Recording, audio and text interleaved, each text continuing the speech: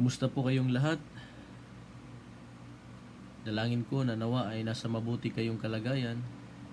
Nasaan ka man ngayon, ano man ang iyong ginagawa, nawa ay magkaroon ka ng pagkakataon na mapakinggan itong aking ibabahagi sa iyo sa pagkakataong ito. Nais kong magpasimula tayo sa isang panalangin. Dakilang Diyos, pinupuri at pinasasalamatan ka namin sa pagkakataong ito, sa kabutihan mo sa aming buhay. Dalangin namin na ikaw ang maguna sa aming pag-aaral na ito at tawa ay mabigyan ka namin ng kapurihan sapagkat ito ang aming dalangin sa pangalan ni Jesus. Amen. Ang atin pong pag-aaralan sa pagkakataong ito ay nais ko pong basahin sa Jeremiah chapter 29 verse 11. So kung kayo po ay mayroong Biblia, basahin po natin ito sa Jeremiah 29:11. Ganito ang ating mababasa. For I know the plans that I have for you, declares the Lord, plans for welfare and not for calamity, to give you a future and a hope. Bago tayo magpatuloy ay nais kong bigyan muna ng diin. Bigyan ko muna ng kaunting background ang verse na ito kung bakit ito nasabi dito. Ang mga Israelita nung sila ay nasa lupang pangako, nung sila ay nasa Kanaan na, sila ay namuhay na kung saan ay may pagtalikod sa Diyos. So sa madaling salita, nakalimot sila. Bago sila mapunta sa Kanaan ay maraming paalala ang binigay ng Diyos sa kanila. Kung babalikan natin yung mga nauna pang istorya ng mga Israelita, ng mga naunang tao sa atin, makikita natin na sa Exodus, tumawag ang mga Israelita sa Diyos sapagkat sila ay naging alipin din doon ng matagal na panahon. Tumawag sila sa Diyos at sila naman ay pinakinggan. Ginamit ng Diyos yung kaniyang lingkod na si Moises para manguna sa kanila doon sa pag-alis nila sa Ehipto at sa kanilang napakahabang travel doon sa, sabi nga doon sa ilang. Bago sila makarating doon sa lupang pangako, maraming paalala ang binigay ang Diyos. At ito namang paalala na ito ay sinasabi ni Moises sa mga tao. Ang pumalit kay Moises ay si Josue. Ganoon din, maraming paalala ang Diyos sa kanila at ginamit ng Diyos si Josue. Ang mga paalalang ito ay ganito. Pagdating ninyo doon sa lupang pangako na pagdadalhan ko sa inyo, huwag ninyong gagayahin yung mga tao doon. Huwag ninyong sasambahin yung kanilang mga Diyos na hindi totoo. Huwag ninyong gayahin yung kanilang mga kasuklam-suklam na ginawa. Maraming paalala ang Diyos sa kanila. Ngunit nung sila ay nakarating doon, nakalimot sila sa Diyos. Samantalang ang pangako ng Diyos kapag sila ay magiging tapat, susunod sila sa Kanya, mananahan sila doon na mayroong masaganang buhay kung susundin nila ang Diyos. Kaso lang nakalimot sila, tumalikod sila, kaya ipinahintulot ng Diyos na ang mga Israelita ay masakop ng mga taga-Babilonia. So nagkaroon ng digmaan nung panahon na yon. Nagkaroon ng digmaan ang mga Israelita at mga taga-Babilonia. Sa madaling salita, nasakop ng mga taga-Babilonia ang mga Israelita. Sila ay dinalang bihag. So dinala sila sa isang lugar na hindi nila alam. Dinala sila sa isang lugar na kung saan malayo sa kanilang tahanan, malayo sa comfort zone nila. Siyempre, kapag sinabing bihag, siyempre hindi ka magiging masaya sapagkat wala ka doon sa tirahan mo. At kapag bihag ay hindi mo magagawa yung gusto mo. Ang gagawin mo ay yung gusto ng nagbihag sa iyo. So, ang konteksto ng mga Israelita nung kanilang kung ano yung kanilang nararamdaman nung panahon na yon, siyempre kapighatian. Nakakaramdam sila ng kalungkutan at nakakaramdam sila palagi ng takot. Sapagkat ikaw ba naman ang magiging bihag sa digmaan, lalo na kung panahon pa nila.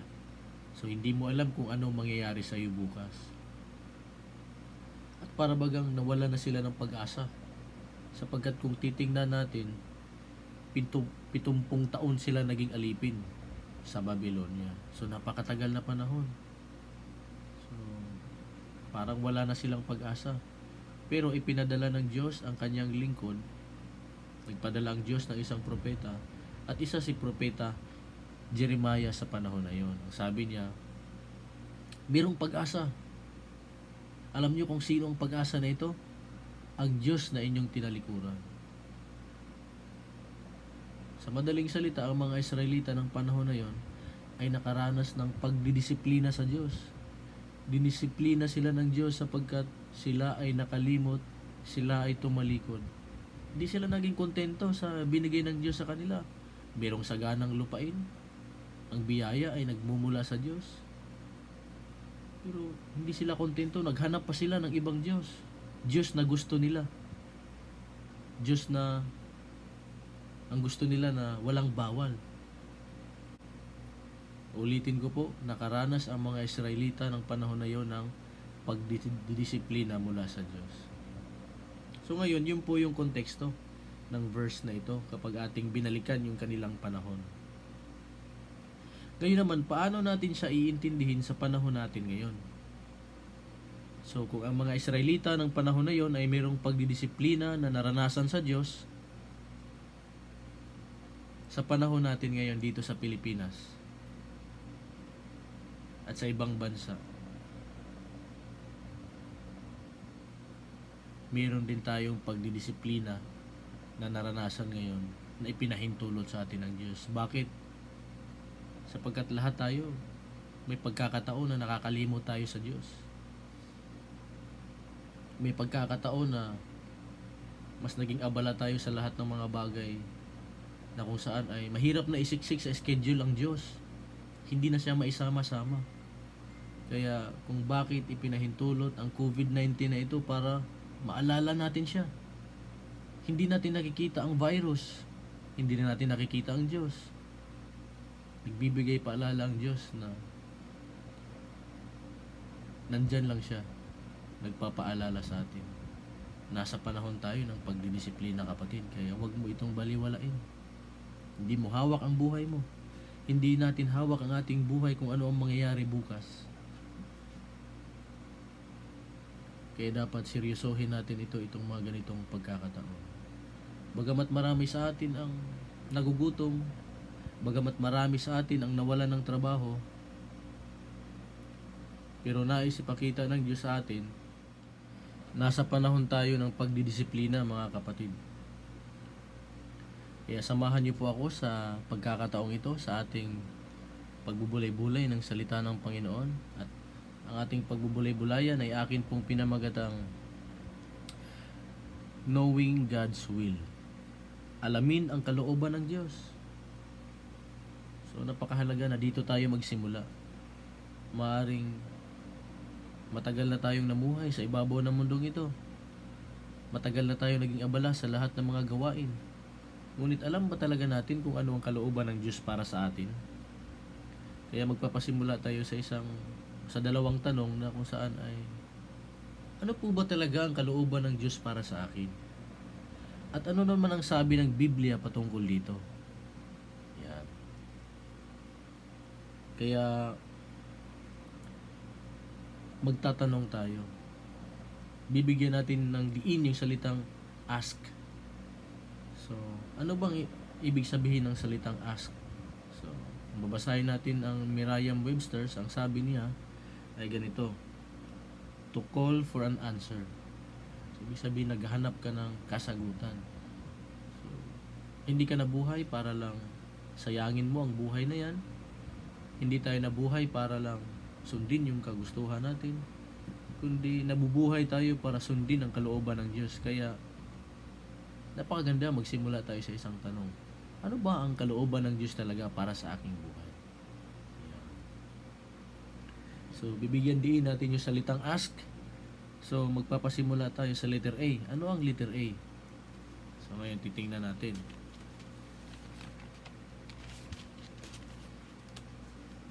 Ask God about His plan. Yan. So, marami kang plano sa buhay mo, ano? So, ano kaya ang gusto kong kunin pagdating ng college? So, anong kurso ang gusto kong kukunin? At pagkatapos nito, anong trabaho yung gusto mong mapuntahan?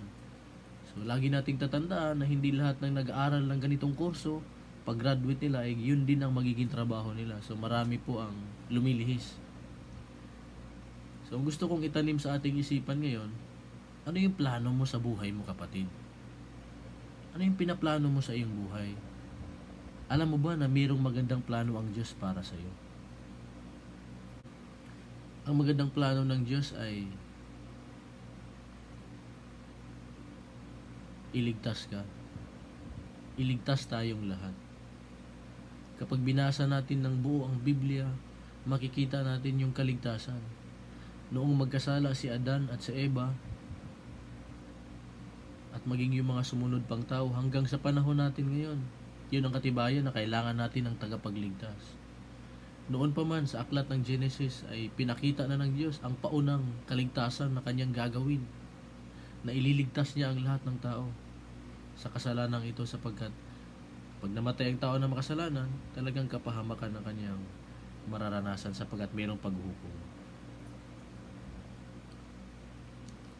Kaya yung buong Biblia ay nagpapakita sa atin ng malinaw na plano ng Diyos ng kaligtasan para sa lahat ng tao. So, ang plano ng Diyos para sa iyo, una, maranasan mo yung kaligtasan. Kaya ibinigay niya yung kaisa-isa niyang anak, si Jesus Christ, na napako sa krus, yung pinakamahalaga sa kanya, para maligtas ka, para maligtas ako, para maligtas tayong lahat. Napako si Jesus Christ sa krus para tubusin tayo sa lahat ng ating pagkakasala. Inako niya lahat para tayo maligtas. Ang tanong, paano mo ito matatanggap? Kung hindi mo ito tatanggapin. Lagi nating tatandaan, napako si Jesus Christ para sa lahat ng tao, para iligtas tayong lahat. Pero hindi lahat tumanggap. So, napakahalaga na tanungin din natin ang ating sarili. Tinanggap ko na ba si Jesus Christ sa aking buhay? At kung tinanggap ko na siya sa aking buhay, kumusta na ako sa kanyang harapan? Nagpapatuloy ba akong lumago? Nagpapatuloy ba akong sinusunod ang kanyang salita? So, napakahalaga yon. So, unang plano ng Diyos para sa ating buhay, maligtas tayo. Upang makasama natin siya sa buhay na walang hanggan. Sa madaling salita, hindi lang para dito yung plano ng Diyos, hindi lang pansamantala, kundi ang plano ng Diyos para sa atin ay panghabang buhay. Ito'y pansamantala lamang itong sa ibabaw ng mundong ito. Kung karapat dapat ba tayo makapiling niya doon sa buhay na walang hanggan. Habang tayo ay nag-aantay pa sa Diyos, kung totoo na natin siyang tinanggap sa ating buhay, habang inaantay pa natin yung pagbabalik ng ating Panginoong Hesus, habang inaantay pa natin yung buhay na walang hanggan, dapat isama natin ang Diyos sa lahat ng ating plano sa ating buhay. Ito yung gusto kong maging pagdating ng college ko, pag-graduate ko ng high school. Gusto kong maging, ganito. Isama mo ang Diyos sa iyong plano. Ipanalangin mo ito sa Diyos. Lord, ano ba ang kalooban mo sa akin? Dalhin mo ako doon, Lord, sa kurso na gusto mo para sa akin. Dalhin mo ako, Lord, doon sa trabaho na gusto mo po sa akin. So, dapat magkaroon tayo ng ganong ugali. Sa lahat ng ating gagawin, dapat isama natin palagi ang Diyos. Hindi yung nakalimutan natin siya palagi. At maalala lang natin siya kung meron tayong kailangan. So, nawa ay napaalalahanan tayo sa pagkakataong ito. So, ask God about His plan. Lord, ano ba talagang plano mo sa aking buhay? So, unahin natin ang Diyos. Isama natin siya sa ating mga pagdidesisyong gagawin habang inaantay pa natin ang kanyang muling pagbalik. So, darako tayo sa ikalawang punto sa salitang ask. So, sa letter S. So, ano kaya yung letter S? Seek Him always. Yan. Ang ibig sabihin ng seeking God or seek Him always ay putting God first. So, ibig sabihin, inuuna natin palagi ang Diyos. Marahil tinatanong natin ang Diyos na, Lord, ano ba talaga ang plano mo para sa aking buhay? Nagtatanong tayo at pagkatapos ay doon lang natapos na. Hindi na natin siya hinanap. Hindi natin siya inuna. Hindi natin mauunawaan yung kalooban ng Diyos sa ating buhay kung hindi natin siya uunahin. Huwag po natin kalimutan, kapag hindi natin inuna si Lord, hindi natin maunawaan yung kanyang plano para sa ating buhay. Ang mga Israelita, palagi silang pinaalalahanan ng Diyos na mamuhay kayo ng ayon sa aking salita. Huwag niyong gayahin yung mga taong kasama ninyo. Pero dahil talagang mas pinili ng tao ang sumunod sa kanyang kapwa, nalayo sila sa Diyos, kaya sila ay naging bihag. Kung tayo naman sa panahon natin ngayon, sino ang ating hinahanap? Sa panahon ng problema, sino ang una nating hinahanap? Yung tao na makapagbibigay sa atin ng tulong, ng solusyon? O yung Diyos mismo na pinanggalingan ng mga biyaya? Paano maipapakita natin bilang isang tao na nilikha ng Diyos yung pagpapakita natin sa Diyos na talagang inuuna natin siya sa lahat ng pagkakataon? Paano natin ito maipapakita sa harapan ng Diyos? Bago pa magkaroon ng pandemic na ito, bago pa natin maranasan itong COVID-19, nais kong balikan natin tanungin natin ang ating sarili. Gaano ba ako kadalas magsimba nung wala pang pandemic? Hindi tayo pwede magsimba ngayon physical Puro tayo ngayon online worship. So bago mangyari ito, gaano ako kadalas magsimba? 6 na araw nagtatrabaho. Sa ika-7 araw, trabaho pa rin. Nasaan si Lord sa buhay natin? So gaano tayo kadalas nagsisimba? Bago pa mangyari ang pandemic na ito, gaano tayo kadalas nagbasa ng Biblia? Kailan ka huling nagbuklat ng Biblia, kapatid? Ngayong meron na tayong COVID-19 na nararanasan, naranasan mo bang magbuklat ng Biblia? Kailan ka huling nagbasa ng Biblia? Maraming tao ang nagsasabi na mahal ko si Lord kasi andyan lang naman si Lord Basta nandyan lang si Lord, nandito lang si Lord. Andyan lang naman siya. Madaling sabihin na andyan lang si Lord, mahal ko si Lord, pero hindi ko kayang basahin ang kanyang salita. Kapatid, kung totoong mahal natin si Lord, talagang kung may Diyos ka talaga sa iyong buhay, kung totoong tinanggap mo na talaga si Jesus sa iyong buhay, dapat babasahin mo ang kanyang salita, itong Biblia. Marami nagsasabi na mahal ko si Lord pero hindi ko kayang basahin ang kanyang word. Dapat basahin natin ang kanyang salita. So put God first. Sabi nga sa Matthew chapter 6 verse 33, seek ye first the kingdom of God and His righteousness, and all these things shall be added unto you. Unahin mo si Lord. Kahit anong gawin natin sa ating buhay, hindi natin malalaman ang kalooban ni Lord ng Diyos kung hindi natin siya uunahin. Kung uunahin natin palagi ang ating sarili, talagang hindi natin makikita ang kalooban ng Diyos para sa atin. Sapagkat sarili lang natin ang ating nakikita, sariling plano, sariling diskarte. At kapag pumalpak, bagsak na ang ating mundo. At sino ang kadalasang sinisisi ng mga tao? Ang Diyos. Wala namang kinalaman ang Diyos sa ginagawa natin. Tayo ang pumipili ng kapahamakan na gusto nating puntahan. Tayo ang nagdidesisyon, hindi natin sinasama ang Diyos. Kaya ang paalala sa atin ngayon, ano man ang iyong ginagawa, saan ka man ngayon, unahin mo ang Diyos. May papakita mo ito kung gaano mo kamahal ang Diyos sa mga simpleng katanungan lang na ating nabanggit kanina. Gaano ka kadalas magsimba? Gaano ka kadalas magbasa ng Biblia? Gaano ka kadalas mananalangin?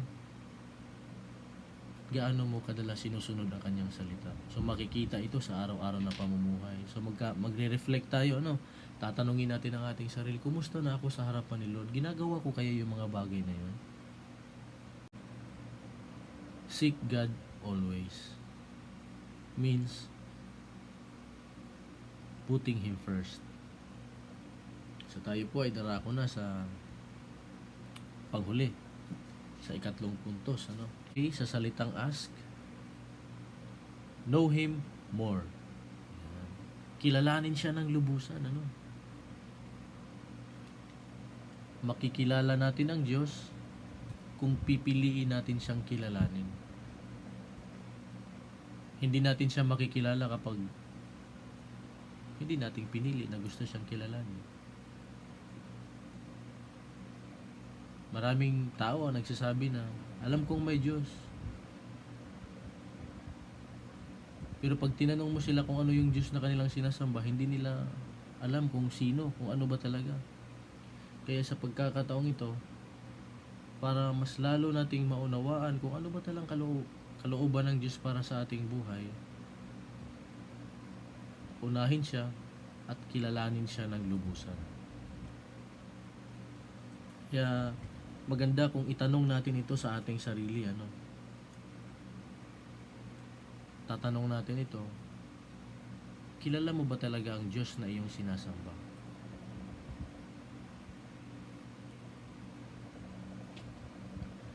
Ang pagkilala mo ba sa Diyos na iyong sinasamba ay nakabatay sa Biblia o nakabatay lamang sa sabi-sabi ng iba?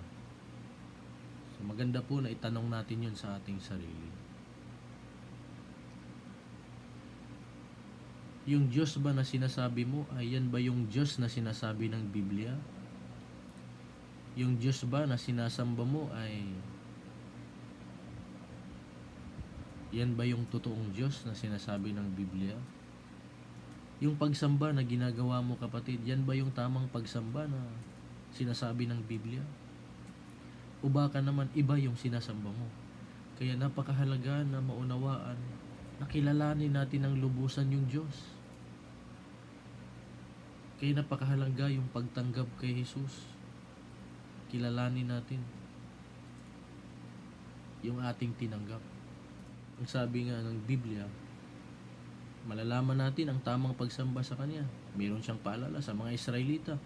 At ito ay paalala rin sa atin sa panahon natin ngayon. Kung familiar kayo sa 10 utos, babasahin ko yung una at ikalawa. Ang sabi sa Exodus chapter 20, verse 3 and 4. Kung meron kayong Biblia dyan, pwede niyong basahin yung Exodus 20 verse 3 and 4. Una, ang sabi, verse 3, huwag kang magkakaroon ng ibang Diyos maliban sa akin. Yun ang sabi ng Diyos. Ikalawa, huwag kang gagawa ng imahe.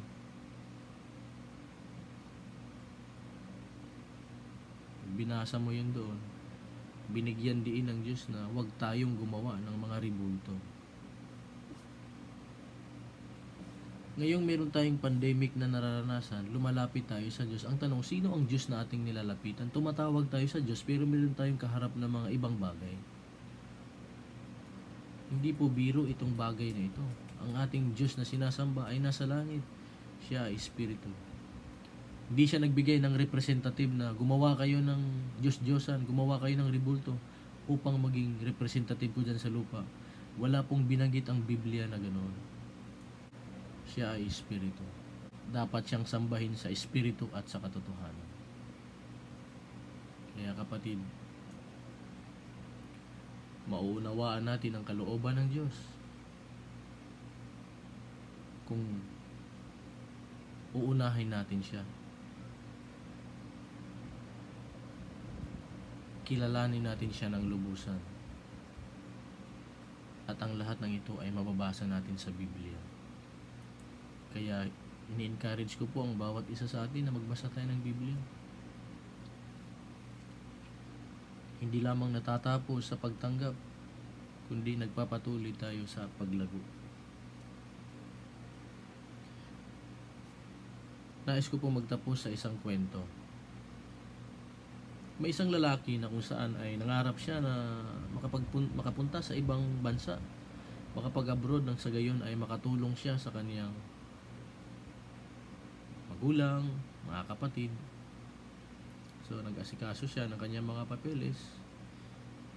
Habang siya ay nag-aantay sa mga papeles niyang ito, ang kanyang panalangin palagi sa Diyos ay ganito. Sabi niya sa Diyos, Lord, tulungan niyo po ako na makapag-abroad. At tulungan mo ako, Lord, na mapaaral ko lahat ng aking mga kapatid. At kapag natapos ko na po silang paaralin, yung nalalabi sa aking buhay, sabi niya, yung natitira sa aking buhay ay ipaglilingkod ko sa iyo, Lord. So, meron siyang kasunduan, meron siyang proposal sa Diyos na, Lord, kung ito yung gagawin mo sa akin, ito rin naman yung gagawin ko sa iyo. Tutulungan mo ako, Lord, na mairaos ko yung mga kapatid ko na makapag-aral. Yung nalalabi sa aking buhay ay ipaglilingkod ko sa iyo. So, yun ang sabi ng taong ito sa kanyang panalangin. Gabi-gabi niya yun panalangin, palagi niya yung pinananalangin. Ngunit noong siya ay tinawagan na ng kanyang in-applyan tinawagan na siya ng agency, ang taong ito ay hindi na masaya. Hindi niya naramdaman yung galak noong siya ay tinawagan. Alam niyo po kung bakit? Sa madaling salita, ang lalaking ito ay hindi napunta sa abroad. Hindi siya natuloy. Alam niyo kung saan siya napunta? Napunta siya sa seminaryo. Ano gusto kong iparating sa kwento? Ang gusto ng taong ito ay unahin yung kanyang plano na gusto kong pag-aralin yung mga kapatid ko. Yun ang plano ng lalaki. At pagkatapos nito ay maglilingkod ako sa iyo, Lord. Pero ang plano ng Diyos ay unahin mo siya. Sapagkat yung mga iniisip mo, yung mga pinoproblema mo, ay siya ang magsusupply noon. Alam niyo po ba yung lalaki na yun na dapat mag-abroad, napunta sa seminaryo? Alam niyo po kung saan na siya ngayon? Ang lalaking yun ay nandito po sa inyong harapan ngayon. So gusto ko pong itaas ang ginawa ng Diyos sa aking buhay. Napakabuti niya po sa mga taong nakakakilala sa akin. Talagang malaki ang ginawang pagbabago sa akin ng Diyos. Mauunawaan natin ang plano ng Diyos kung uunahin natin siya sa ating buhay. Kaya nawa, sa pagkakataong ito, ay nabigyan tayo ng paalala. Napakabuti ang Diyos, kaya unahin natin siya sa lahat ng pagkakataon. God bless po sa ating lahat.